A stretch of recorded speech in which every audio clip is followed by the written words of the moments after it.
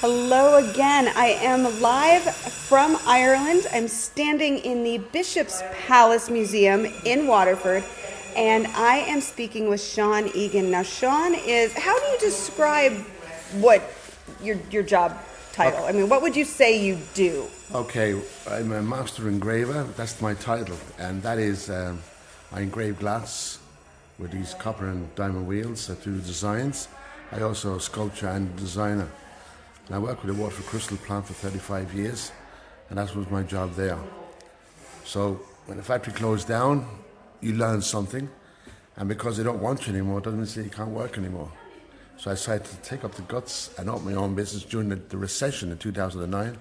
When the whole world was saying to me, "You're mad, opening your own business." But your back is against the wall. You can only go one way, and that's up.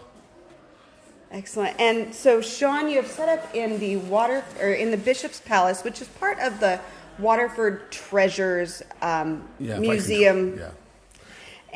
But you worked for Waterford Crystal for a long time, and Waterford Crystal is not technically made in Waterford anymore. Am I correct in that, or are they kind of, or? It technically is made in Waterford. Some of it is made in Waterford, but we've only they're talking about 50 people. Okay. And they can't physically do all Yeah, the it used stuff to be there. so much larger. Oh yeah, when I worked there was 3,000 people, 200 people Right. there, and the United States is the biggest market ever. Mm-hmm. And it's to ship things to the States and all over the world, but unfortunately machines came in and technology, and the people weren't paying the price, and they couldn't sustain the way it was, and then it went bust, and then, but look, there's 50 people back there getting jobs in Waterford, and it still brings a lot of tourists in. It does. So now you operate under Sean Egan Art Glass. Yeah. And I'm standing because your workshop is right here in the museum. Yeah, it's located in the Bishop Viking Triangle, Bishop's Palace. It's where the bishop used to live. You see the Protestant church right beside us, and that's where, when no one else had money, they had a big fine place. That's why they call it the palace. But I'm lucky to rent a room here, and it's very airy, and it's light, and it's bright, and I'm on the ground floor, and people can come in and see me work. And there's no hidden agenda. Everything you see here is made here. And your products are through here. And I think the nice thing about this is, because I know personally that a lot of the time you look at the cut glass and you know everything that goes into it, and it's so almost out of a price range. But I love that you do have some really pretty affordable pieces for people who are wanting to take back some handmade, for the better word, Irish glass, right? Yeah, and bring an heirloom home. I found Christmas decorations that I do, people can carry them. When I go abroad, I go a few times a year, I always get a Christmas decoration no matter where I go. So I keep them down at a decent normal price. They'll double everywhere else, but I do them for this higher price. And I get them in, get them out. And no two pieces are the same. I have so many ideas, and I put them up. Before I used to take the Christmas tree down in January, put it back up in October. And one January I didn't come in, I was on vacation, and I came back in February, and I thought all my pieces were stolen. Where'd they gone? And so I said, there's the money for you. Yep. That's why I learned from then, leave them up the whole year round. Oh, that's smart. amazing, absolutely. Very smart. I'm learning. Now, Sean, you've done some really notable pieces in your career. Yeah. Do you want to tell a little bit? I mean, what would my listeners? So my listeners are mostly U.S. and Canadians. So U.S. and Canadians, and so there are some notable pieces that my North American listeners are probably going to be very familiar with that you've done. Yeah, I used to do all the golf trophies. I used to go to the Players' Championship and put the names on the trophy, and you'd be there for 4 or 5 days, and all you have to do is put the name on. It's simple, but it's so nerve-wracking. And everyone says, are you nervous? Well, no. But they say, well, I should be nervous. But it's actually, if you look at my website, Sean Egan Art Glass, you see a story that I had with Adam Scott. He took a shot, and someone told me to put his name on it, and I did, and the ball went in the water. And it's on live, it's on my video, so I look at it, and it says, he had 2 shots to get it in. And I said, oh my God, the whole world was watching me put Adam Scott, and the ball was in the water. But he got it in 2 shots. I was so lucky. I could have went so wrong. But that's one of the pieces. Some of the good pieces I used to go to the States a lot, do a lot of the trophies, kings and queens. But particularly, what to my heart is the piece I did for 9/11. So when 9/11 happened, it didn't just hit America, it hit the whole free world. We felt the pain over here. So much so that we took the following Friday off. There wasn't a school, a pub, a shop, nobody worked. Because we all have relations in America. I have relations. I have a sister living in America 40 odd years. So I wanted to do something for 9/11. So there was an iconic picture in a paper of Father Michael Judge being carried out by 5 New York City workers. I didn't know any of them.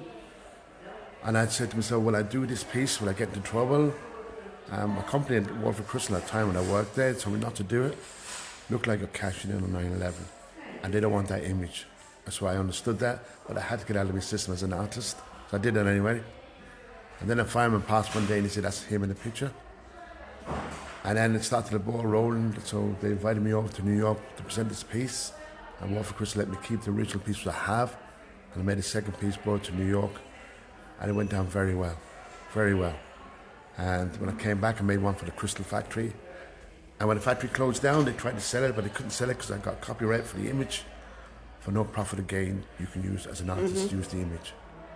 And so I got permission of all these people that are artists and City of New York, so they can't sell it. And it's back in the Crystal Factory for the visitors to see. Now, if they go take a tour, I'm only across the street, come over say hello. Fine. A lot of people do come over, say hello, start crying, tell about their story. But I don't, you can see in the shop here, Jody, that I don't sell anything for 9/11. I don't cash in on that. I just sell other products. I don't need to. But it's a nice honor things to do, to do that piece. He also done pieces for Obama and Trump for St. Patrick's Day. It's a bowl they get in the White House full of shamrock. And it's an honor to do that. Now, this is my first year I didn't apply for it. And it's the first year the artist was invited to the White House. So I missed him. Not about bad luck. There you go. Oh, that's so funny. So, Sean, can you just talk a little bit about what goes into hand engraving the pieces? And you don't have to go too deep because I can see 100 different pieces here. Yeah. But, what kind of, apprenticeship training, how long did it take you to actually, get good at this? Yeah, wait. I'm doing it nearly 50 years, and do I ever get good? I get it right one of these days. No, but I'm confident at it, and that's what made me open my own business. To start off with, you start off, draw it with a pen or a Sharpie, you scratch it out then with a dentist drill. I'll put a little noise on for you so you get a... Sorry anyone have a toothache, but same thing. So you scratch the outline, now the ink is gone, now you have the outline scratched on. And then we use these diamond and copper wheels and carve it in deep. So the more glass you take out, the more optical illusion it looks. Okay. It's like walking in the sand, you take your foot up, there's a footprint of your sand, of your foot, but there's no foot. Okay. And that's the easy way to describe it, so it's an optical illusion. So we take away the glass, and what's left behind is the image of an eagle or a bird, or as you saw me doing these flowers. And that's the way it works. So it takes 10 years as an apprenticeship. Now it's a long time. I started at 15. So, but I was getting £13 a week, and that was £12 more than my father was giving me. So there was a lot of money at the time when I was a kid. But after 10 years, they become a master engraver. Okay. So, and then that's your title. And then I teach some people, but people lose interest because it takes a long time. You gotta want to do it. You gotta be an artist. Every day I come in and just sit down, I can get an idea and inspiration from a puddle, something in the sky, something just falls in front of me, or a little tree shape looks like a bird or something. I can just do it. It gets in your head and you just do it, and then I won't do it again. I do something else. So truly an artist. Now, just kind of on a average week, when could people expect to see you here sitting behind your desk and working and come in and talk to you? But I'm usually here Monday to Friday. I used to do 7 days when I started off my own business first. But you realise that you need quality of life as well. And I was trying to make a name for myself, get established. I think I've nearly done that now. So I really do Monday to Friday. I come in today because of you. My day off. Well, anyway. I appreciate it. So, but no, I have no problem. Look, people can ring me up, and I do come in Saturdays and Sundays. If they have a group of tourists and want to see me, I got a lot of firemen coming over from New York, and it could be a Sunday. I definitely go out and I'll come down and I'll meet them, and I'll talk to them, I'll demonstrate for them, and hey, I might even have a beer with them after. So, I'm mostly Monday to Friday, 9 to 5. Perfect. Well, Sean, I really appreciate you coming in, talking to me, showing us some of the pieces that have really inspired you. And again, everybody, if you want to come in, see Sean's work, and learn a little bit more, he is at the Bishop's Palace Museum in Waterford in the Viking Triangle. And not only that, then we have 5 museums here, and people can have plenty to spend all day here. You can visit the Waterford Crystal Factory. The museums here are good. And you pay one price, you get the whole museums, but you come see me for free. Perfect. Just to give you an update on our trip, today's been really low key. We left Faith Leg in Waterford and really just enjoyed our drive along the Copper Coast on our way to Cork. Now, the Copper Coast is a geopark in Waterford. It is named because that's an area where copper mining was very prevalent for a number of years. It's a beautiful area. The Waterford Greenway runs through the Copper Coast from Waterford City to Dungarvan, or the opposite direction if you so desire. And it's just a really wonderful place to take your time and wander through.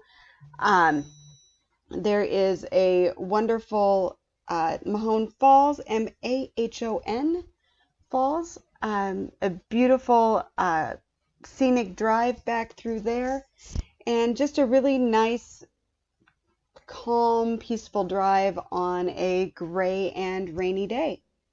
We arrived in Cork City in time to take a guided tour of the Cork City Jail. So this would be a 19th century prison. And then we checked into the Kingsley for the night. The Kingsley is located right on the River Lee.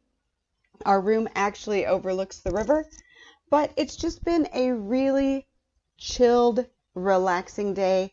We kind of needed it after all the activity that we've had, and we will hit the ground running again tomorrow when we leave Cork.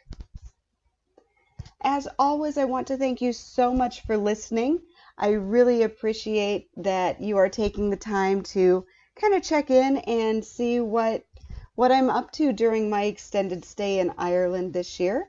As always, if you have any questions, I am answering those on the podcast while I'm here. So you can email me, Jody, Jody, at IrelandFamilyVacations.com. Be sure to put podcast question in the subject line. Go ahead and ask your question. And if I can give you a shout out, just let me know how you would like me to thank you. If you want me to use your full name, your first name and last initial, your last name and first initial, just so I can give you a public thank you on the podcast.